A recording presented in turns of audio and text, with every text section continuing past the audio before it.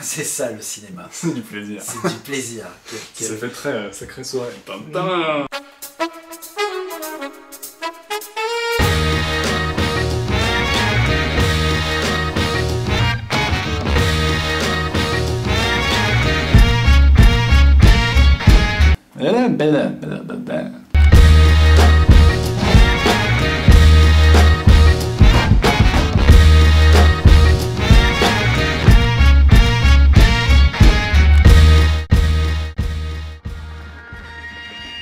Salut à toutes et à tous et bienvenue dans le Clone Web, l'émission, la seule qui fout le Pédélux dans le local du Mouzou.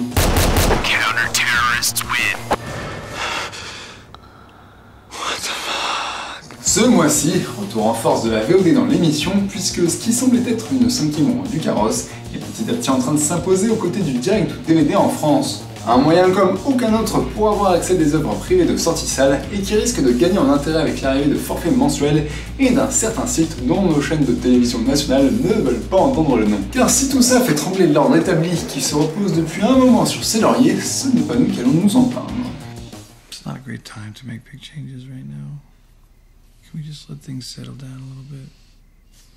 Okay. Yeah. I'm sorry.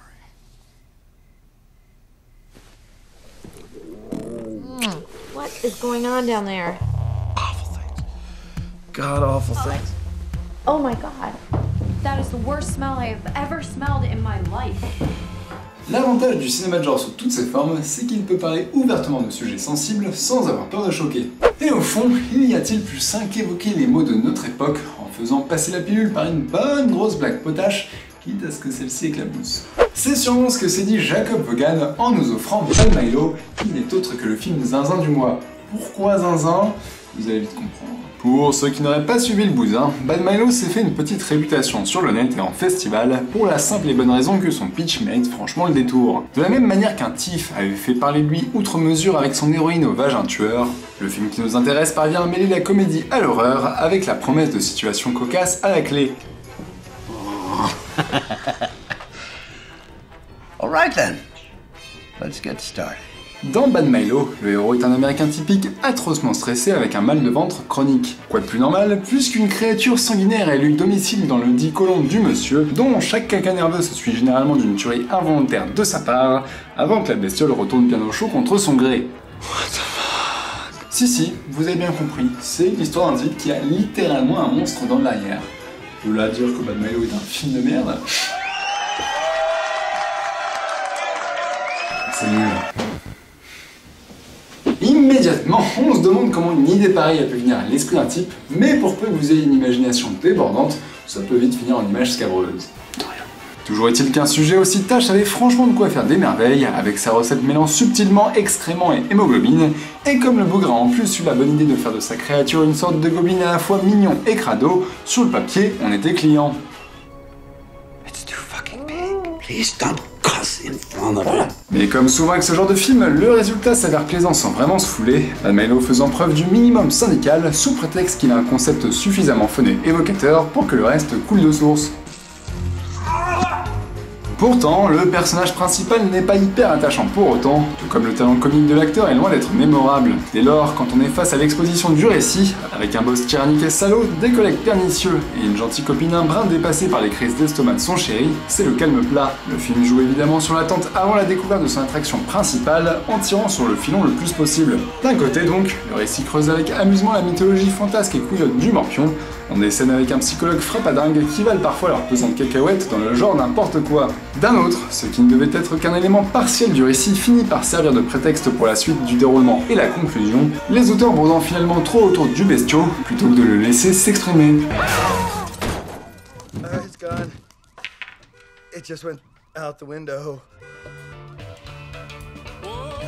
Car quand même Bad Milo offre quelques scènes joyeusement bordéliques, avec notamment un type qui se fait refaire la face en ayant celle-ci plantée dans un fessier et d'autres joyeusetés dans le même genre, on finit tout ça en restant sacrément sur notre faim. Donc c'est à ce moment-là que t'enchaînes avec Two Girls One peu présente à l'écran, sauf dans une dernière partie pas très folichonne, la créature du titre aurait pu et aurait dû être lâchée dans des scènes plus gore, plus gonzo et tout bêtement plus couillonnes. Or, excepté 2-3 élans d'hémoglobine et de chair torturée, le film laisse souvent la place au hors-champ et aux germes de sang lâchés sur les murs.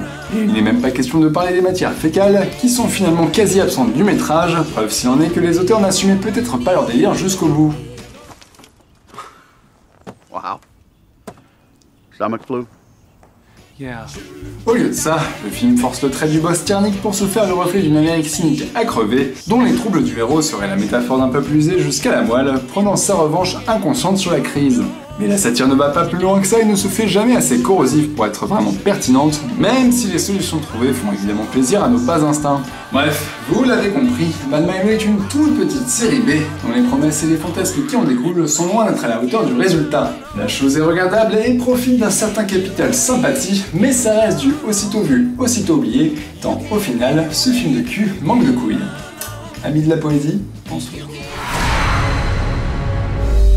I need your help, Veronica. I don't really do that anymore. What's this? I specifically told the agency an eager to please brunette. Dick.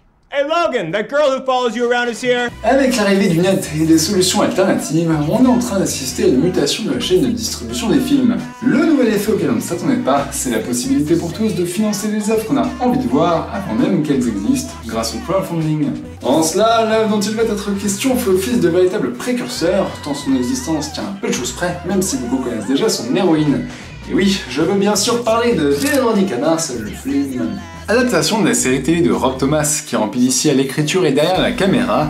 Veronica Mars le film est une première sur deux tableaux. D'abord parce que le film sort chez nous en VOD le jour même de sa sortie en salle aux États-Unis, ce qui est un geste à saluer de la part de Warner Bros France, mais surtout car le film existe grâce aux fans. Suite à une campagne sur Kickstarter qui a rassemblé plus de 5 millions de dollars, là où les auteurs en voulaient seulement 2, cette adaptation ciné a fini par voir le jour après des années de négociations compliquées, avec un studio qui ne croyait pas suffisamment au projet pour se lancer, et qui mesura directement l'attente du public sur le net. Évidemment, ce n'est pas la première fois qu'une œuvre audiovisuelle passe par cette solution, mais on parle bien d'un film tiré d'une série télé assez connue, et avec un studio hollywoodien derrière.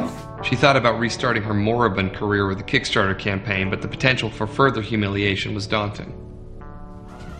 Cela étant, est-ce que ça suffit à faire un bon film? Avec un tel engouement de la part des fans, les créateurs de Veronica Mars n'avaient pas vraiment le droit à l'erreur, et quand on voit le résultat, la prise de risque fut minime.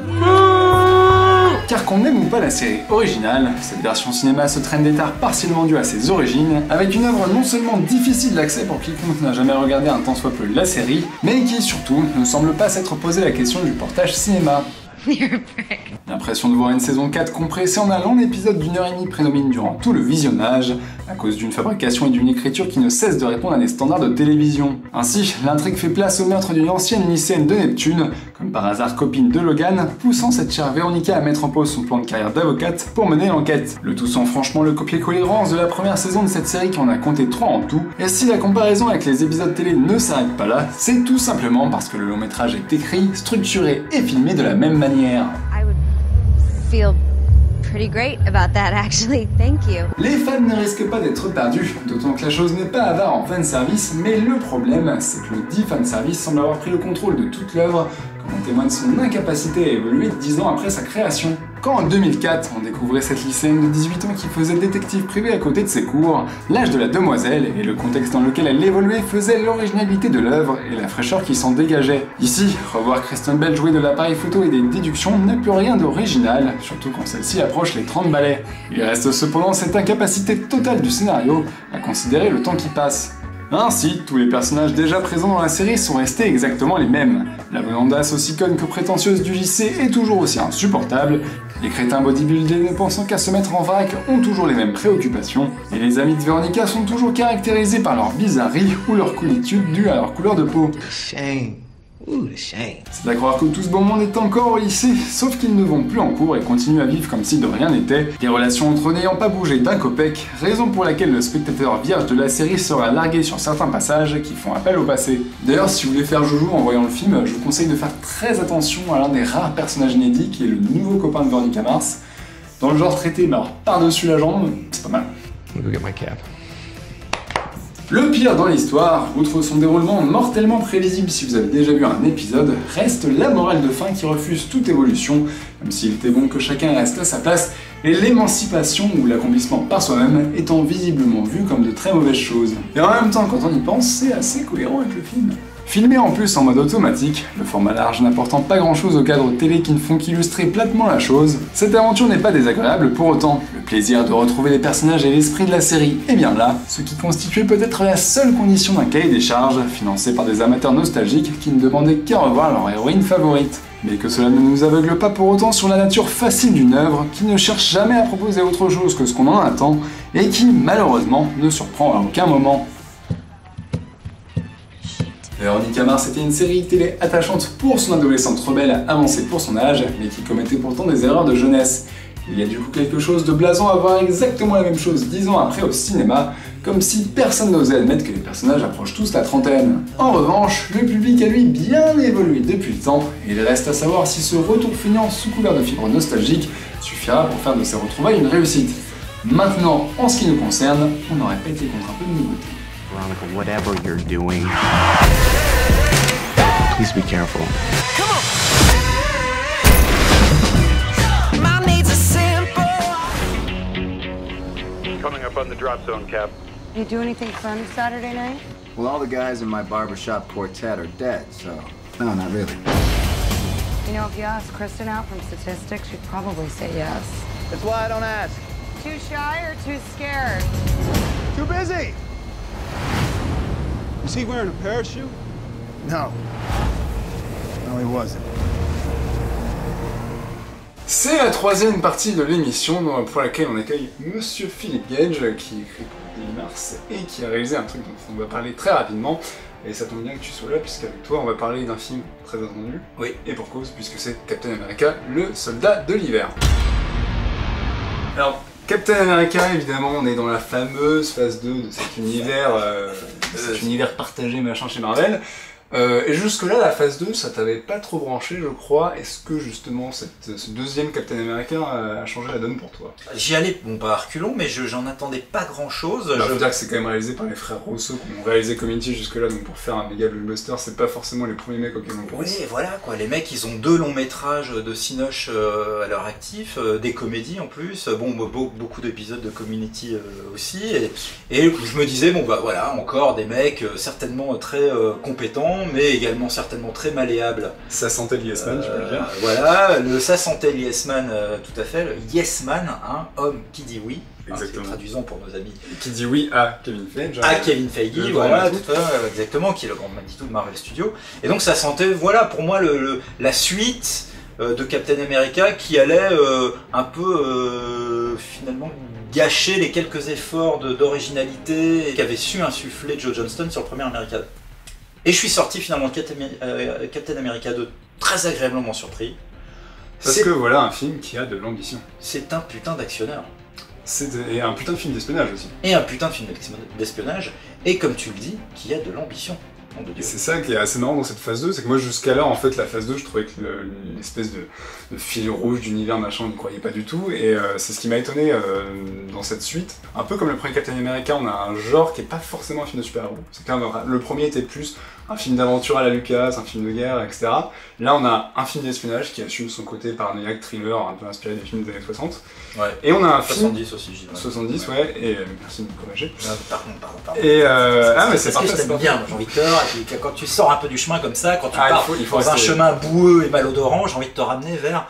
Tu vois, la petite clairière, la voie. Voilà, la voie. Et surtout qui, enfin un film dans cette phase 2 qui, je trouve, réussit à porter à l'écran cet univers de manière crédible et lui donner de la matière. Moi j'ai cessé de me dire pendant que je voyais le film, je repensais à Iron Man 3 et je me disais Iron Man 3, voilà un film qui ne croit en rien et qui le revendique. Et tu vois Captain America 2, alors ça n'est peut-être que de l'apparence, ça n'est peut-être là encore que calcul et que voilà, que démarche scrupuleusement manigancée, voilà. Et Captain America 2, j'ai vu un film avec un personnage qui croit en des idéaux, qui a une morale, qui la revendique et qui se bat pour. Et qui se bat pour ça, ouais, tout à fait. Un film avec du fond et un souffle, un vrai souffle. Voilà, j'ai adoré la bande originale, hein, soit dit en passant. Henry Jackman. Oui. Bah oui, non, pas trop. C'est étrange parce que je trouve qu'il fait du Zimmer. Oui, t'as raison, mais j'ai marché. Entre John Powell et Zimmer, tu vois. T'as tout à fait raison, mais j'ai aimé la mélodie, ouais, tout simplement. Après, c'est vrai qu'en fait, ce qui est assez marrant, c'est quand même Marvel qui sont un peu en train de devenir les maîtres à Hollywood, c'est les porteurs de ce second degré un peu cynique qui nique la plupart des blockbusters aujourd'hui. Mais qui est très absent de Captain America. Et justement, c'est marrant de les voir faire mise en sourdine. C'est marrant de les voir faire un film qui, enfin, parce que Iron Man 3, ça annonçait Dark, on a vu ce que ça donnait. Thor 2, il y avait même Dark dans le titre, on a vu ce que ça donnait. Et là, putain, le film assume sa noirceur, assume déjà le trauma du personnage. Oui. Parce que Avengers avait un peu zappé ça, et pour les fans de Captain America, on a enfin ce type qui est quand même pris 60 ans dans la gueule et qui débarque et qui se retrouve un peu comme un con. Ça, c'est traité dans le film et c'est une bonne chose. Ils assument enfin les enjeux émotionnels du truc. Et ils assument l'ampleur de leur univers, ils assument la noirceur de leur récit. Oui. Et ils en tirent un truc quand même assez vénère, quoi. Ouais. C'est vrai que c'est agréable de voir que sur tous les postes, t'as l'impression que des efforts ont été faits. C'est comme si la bande à Feige s'était dit bon, Iron Man 3 nous a rapporté fini de faire les oiseaux. Voilà, on s'est quand même mis plus d'1 milliard de dollars dans les poches, mais ça serait bien quand même de faire aussi un bon film pour l'image de la boîte. Et je trouve que c'est un film qui, enfin, s'annonce lourd de conséquences aussi pour la suite, quoi.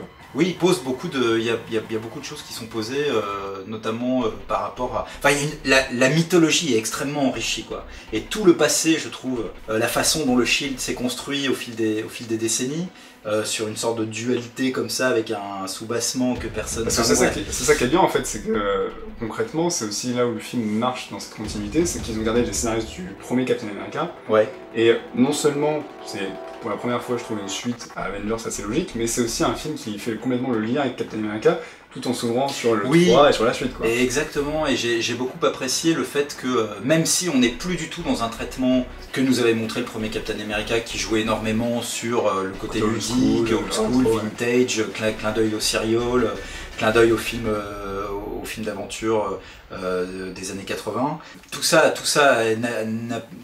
quasiment totalement disparu de Captain America 2, mais il y a quand même des piqûres de rappel lors de cette fameuse scène où Steve Rogers visite le musée au Smithsonian avec cette exposition qui est consacrée à Captain America, et on ressent ce petit frisson justement de ce héros hyper emblématique qui est célébré par l'Amérique, et j'adore ce petit moment où un gamin le reconnaît alors qu'il a sa casquette, et voilà. C'est con, c'est naïf, c'est très candide, mais ça fonctionne. Et c'est là où je me dis que le film, il porte en lui quelque chose de noble.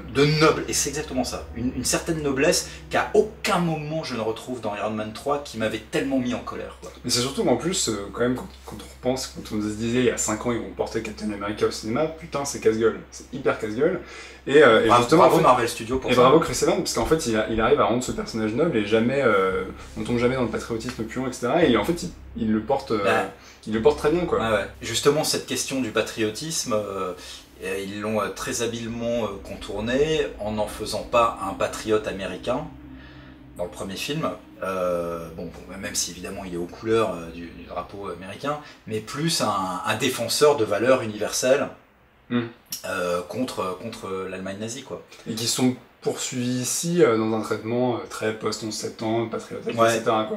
Oui, bah oui, ils se sont complètement... Quand Steve Rogers dit à Nick Fury, en montrant les énormes héliporteurs du Shield avec pas la liberté, c'est la peur. Bon bah voilà, tu peux pas ne pas penser aux polémiques sur la NSA, t'as l'impression de voir Michael Moore qui dit...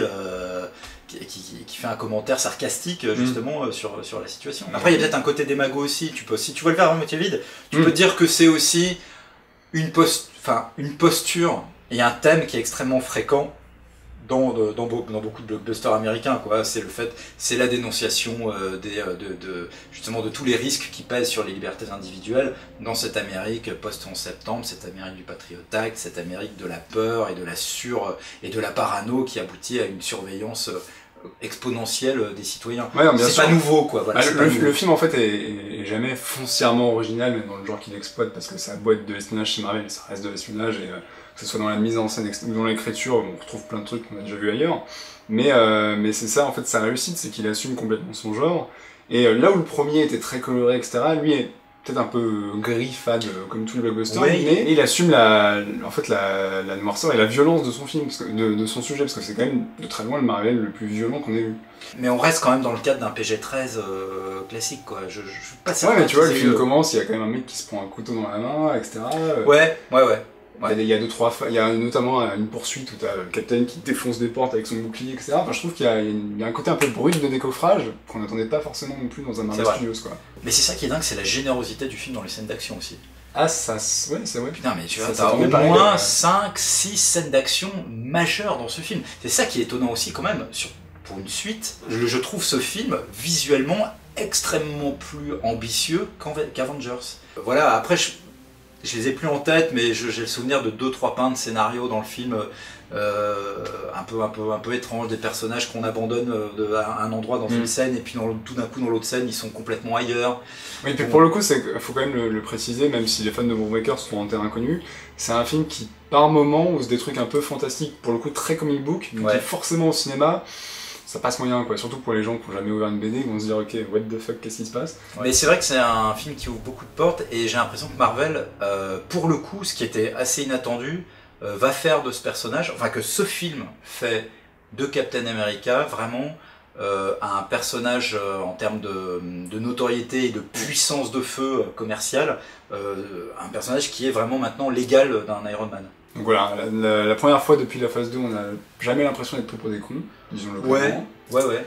Un divertissement, alors peut-être un peu trop sérieux pour certains qui vont voir Marvel en mode pantalonnade. J'ai entendu ça, il y a des gens qui t'ont dit ça.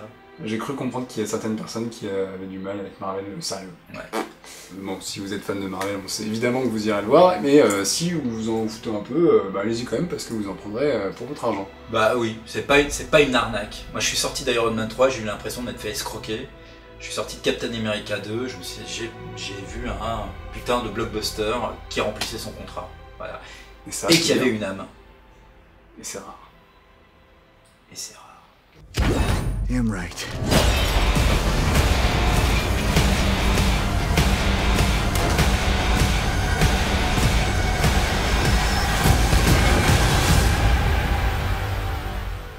C'est la fin de cette émission du mois de mars dans laquelle on vous a tout d'abord parlé de Bad Milo, cette histoire de monsieur qui a une petite bête dans le derrière. Vous l'avez compris, c'est comme quoi il faut toujours faire attention quand on va aux toilettes. Petite série B, pas aussi folle. Qu'est-ce que je fous là? Pas aussi folle qu'elle aurait pu l'être, mais bon, si vous avez une pizza et de la bière, ça passe quand même plutôt bien. Ensuite, le fameux film qui sort chez nous en DTV, Véronica Mars. Bon, si vous avez vu la série, vous y trouverez un intérêt assez minime, des petites retrouvailles pas franchement folichonnes. Si vous n'avez jamais vu la série, ça ne sert absolument à rien de le regarder. Et enfin, d'autres retrouvailles avec notre ami Captain America. À voir plus qu'à voir, c'est vraiment on peut dire pour l'instant le meilleur blockbuster de l'année, de Marvel depuis un oui, certain temps. Oui en effet, moi je pense que sans trop se mouiller, on peut dire que c'est jusqu'ici le meilleur film produit par Marvel Studios, à mon goût, avec le premier Iron Man. Voilà. Moi je dirais que le premier Captain America, mais bon, que j'aime beaucoup aussi par ailleurs. Donc il est vraiment dans cette veine-là, dans la veine souffle, qui a du souffle et qui est noble. Voilà, des mouches de Marvel. Je n'aurais pas mieux dit. Je suis bien d'accord. Sinon, dans les comics du mois, évidemment, vu qu'il y a Captain America, ils blindent le catalogue, donc le run de Brubaker ressort en Marvel Deluxe chez Panini Comics. Tapez dedans, c'est de la très très bonne cam. Et enfin, pour finir, un petit DVD Blu-ray, tout ça, on s'est dit qu'il fallait taper dans une valeur sûre, les frères Coen, Inside Louis Davis. Très beau film, très belle musique, un interprète principal, voilà, sidérant. C'est quand même une grosse histoire de lose, un petit peu déprimante, faut le dire. Voilà, si vous avez un petit coup de blues, vous pouvez voir qu'il y a des plus gros losers que vous dans la vie. Donc du coup, c'est un film qui te refout la patate. C'est un feel good movie, et qu'on a fait là, j'ai lose dans ma vie, c'est vrai, mais alors regarde ce mec qui fait de la folle, mais tout le monde se fout de la gueule. Complètement, juste après, il va y avoir Bob Dylan qui lui va ramasser la mise, et ce con, il va finir, donc voilà. Non, très beau film. Voilà, très beau film. Et sinon, plus important encore. Oui, parce que... Il me semble, Monsieur Gage, que vous avez réalisé avec votre ami Philippe Roux quelque chose qui s'appelle Marvel Renaissance. Oui, voilà, parce que bon, on parle de petits faiseurs comme les frères Cohen. Mais il y a un moment, il faut parler quand même. Mais au bout d'un moment, faut y aller sérieux. Faut mettre les cartes sur table. Hein. Voilà, faut mettre du lourd sur la table. Donc là, moi, tu vois, t'as la petite bière avec machin Lévis, là, des humides Lévis. Et puis, quand même... Marvel Renaissance. Ouais, Renaissance, que j'ai coécrit et co-réalisé avec Philippe Roux, pour Canal+, produit par Empreinte Digitale. Un petit documentaire qui nous explique que Marvel, les maîtres du monde actuel, ont quand même fait couler. C'est un petit documentaire, c'est un grand. Grand documentaire, mais petit par la durée, 52 minutes. Oui, c'est vrai que c'était un peu court, et qui raconte, comme tu le dis si bien, en effet, comment Marvel a bien failli couler corps et âme à la fin des années 90, étranglés qu'ils étaient par une dette quand même astronomique, qui, selon les sources, se chiffre entre 700 millions ou 1 milliard de dollars. Parce qu'à l'époque, ils étaient très mal gérés, et donc on raconte qui sont les deux hommes qui se sont battus dans l'ombre pour sauver Marvel, et l'amener vers Hollywood, en ayant en tête un plan de sauvetage et de développement de Marvel grâce à la production de films tirés du catalogue Marvel par Hollywood. Ouais, on raconte cette success story qui s'étend quand même sur 20 ans. Et donc voilà, c'est quand même une histoire obscure que Marvel ne vous racontera jamais. Donc si vous avez Canal+, il y a des rediffusions, et vous pouvez le voir en replay sur Canal+. Ouais, sur Canal+, à la demande. Il y a jusqu'à fin avril, à partir du moment où là on est en train de se parler, jusqu'à la fin du mois d'avril, il y a en gros une dizaine de rediffusions de Marvel Renaissance sur les diverses chaînes du groupe Canal+. Il faut évidemment être abonné à Canal. Et donc si vous n'êtes pas abonné à Canal... Pardon, désolé. Non, si vous n'êtes pas abonné à Canal, vous pouvez aller voir vos copains qui ont Canal, ça existe sûrement dans votre entourage, pour attraper Marvel Renaissance. Bien évidemment, comme ça vous nouerez à nouveau des liens sociaux avec vos amis, à qui vous ne parlez plus depuis plusieurs années parce qu'ils vous ont piqué votre copine, votre comique, qui Gisèle. Et voilà, et puis grâce à Marvel Renaissance, vous redeviendrez ça crée des liens. Marvel Renaissance crée des liens. Ça c'est quand même, faut le dire. J'aime beaucoup ce mantra, mon vieux. Donc on finit sur ce mot. Pete, merci beaucoup d'être venu. Je t'en prie, Jean-Victor. Et d'ici là, on se retrouve à très vite pour de nouvelles aventures. Ciao. Ciao. Tu nous as fait un petit salut à la Captain. Putain, j'ai même pas fait exprès. Fais-moi péter le costume et le bouclier, bordel de merde. J'ai un petit bouclier. Petit bouclier. Alors c'est étonnant parce que j'ai un ou deux confrères qui m'ont dit qu'au contraire, ils avaient trouvé les bastons illisibles. Alors là, franchement, les gars, je comprends pas trop. Premier rang, trop des flous, je sais pas. Mais... Oui, ou ils avaient mangé un tacos avarié, tu vois, je ne sais pas, un petit burrito. Un script qui est mal passé. Ça peut arriver également, parfois ça brouille un petit peu la vue. Au moment du vomissement, voilà. Pendant le film, c'est pas pratique. Non, c'est pas pratique, ça sent mauvais, donc tu vois pas bien. Mais ça c'est important de des bonnes baignes dans la gueule. Je te donne un exemple. Moi, si je te mets une bonne tronche dans une bonne petite baigne dans ta face, voilà, tout à fait. J'ai pas apprécié, mais tu peux, mais. On fera après, hein. C'est pour le. Je sais pas si nous arrive, je sens que ça devient très intime, effectivement. Est-ce qu'on peut couper ce qui se passe et puis ensuite faire des choses ensemble après sur ce... La suite au prochain numéro. Au revoir.